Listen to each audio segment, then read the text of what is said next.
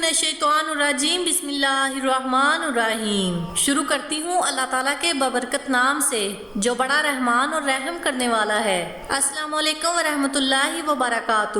میرے عزیز بھائیوں اور بہنوں، آج کا جو وظیفہ ہے یہ شادی کے لیے بہت بہترین ہے۔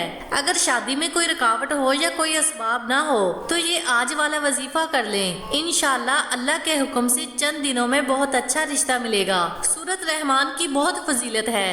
اس کی ایک وجہ یہ ہے کہ یہ اللہ تعالیٰ کے اپنے نام پر ہے۔ رحمان کون ہے؟ میرے اللہ کی ذات ہے، اور اس صورت میں اللہ تعالیٰ کی نعمتوں کا ذکر ہے۔ تو جس طرح میں بیان کروں گی آپ نے اسی طرح پڑھنا ہے اور اسی طرح عمل کرنا ہے۔ انشاءاللہ تعالیٰ 1 سے 2 ہفتوں میں آپ کی شادی کے اسباب اللہ تعالیٰ پیدا فرما دے گا۔ جو بھی اس میں رکاوٹ ہو یا جو بھی کمی ہو وہ ہماری طرف سے ہے، اللہ کی طرف سے نہیں۔ آپ نے سورۃ رحمان پڑھنی ہے اور اس یقین کے ساتھ پڑھنی ہے کہ میرا اللہ میرے ساتھ ہے۔ میں نے خود بھی سورۃ رحمان کا عمل کیا تھا اور اس کا اثر بہت جلدی ہوتا ہے، لیکن کچھ عملیات کے قواعد اور قوانین ہوتے ہیں جنہیں آج کے وظیفے میں آپ کو بیان کروں گی۔ میرے عزیز بھائیوں اور بہنوں، شادی کے لیے یہ عمل انشاءاللہ ضرور کامیاب ہوگا اور چند دنوں میں نتیجہ ملے گا، لیکن شادی وہاں کریں جہاں والدین کی رضا ہو، کیونکہ والدین کی رضا میں اللہ کی رضا ہوتی ہے۔ قرآن مجید میں 5 جگہوں پر اللہ کے حق کے بعد فوراً والدین کے حق کا ذکر کیا گیا ہے۔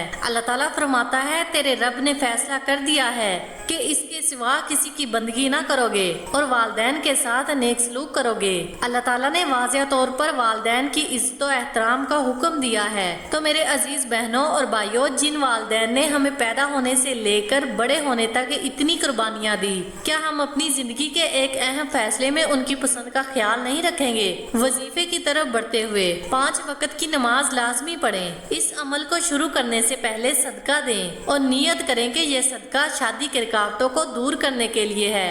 وظیفے کا وقت عشاء کے بعد کا بہترین ہے۔ اگر ممکن نہ ہو تو دن میں کسی بھی نماز کے بعد کیا جا سکتا ہے، لیکن وقت اور جگہ مقرر کر لیں۔ روزانہ سورۃ رحمان 11 مرتبہ پڑھنی ہے۔ یہ عمل 11 سے 21 دن تک کا ہوگا۔ وظیفہ شروع کرنے سے پہلے 2 نفل توبہ استغفار کے پڑھیں۔ درود ابراہیمی 11 مرتبہ پڑھنے کے بعد پانی پر دم کریں۔ یہ پانی آپ نے پینا بھی ہے اور اپنے جسم پر بھی لگانا ہے۔ اس کے علاوہ اگر ممکن ہو تو گھر کی دیواروں پر بھی اس پانی کے چھینٹے مار سکتے ہیں۔ اس عمل کے دوران 2 نفل شکرانے کے پڑھنا ضروری ہے۔ ان نفلوں میں اللہ تعالیٰ سے اس کی عطا کردہ نعمتوں کا شکر ادا کریں اور دعا کریں کہ اللہ تعالیٰ آپ کو اچھا رشتہ عطا فرمائے۔ عمل کا دورانیہ 11 سے 21 دن ہے اور اس میں کوئی ناغہ نہیں ہونا چاہیے۔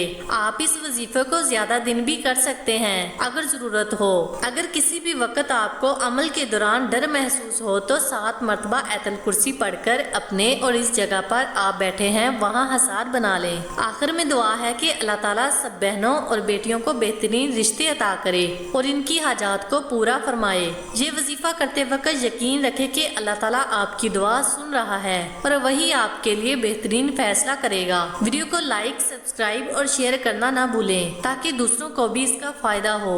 انشاءاللہ ایک نئے وظیفے کے ساتھ جلد ملاقات ہوگی۔ اللہ حافظ۔